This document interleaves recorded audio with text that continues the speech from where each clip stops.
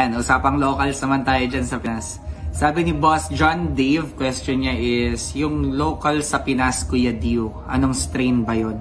Sa pagkakaalam ko, boss, yung strain dyan, yung mga locals, tinatawag siya as kung saan siya galing. For example, Kibungan, Lokong,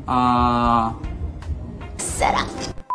Buskalan. Yun yung pagkakaalam ko. When it comes naman dun sa mga strain, yung kung ano talagang yung dun sa mismong buto, eh mahirap na malaman yun, especially illegal pa yung cannabis sa Pilipinas. At wala pang masyadong pag-aaral when it comes dun sa mga strains na nandyan sa atin. Kaya hindi pa ako, hindi ko pa alam yung mga exact na pangalan ng mga strains. At ang pagkakaalam ko lang is yung kung ano lang yung sinabi ko sa inyo, yun lang din yung pagkakaalam ko. Okay.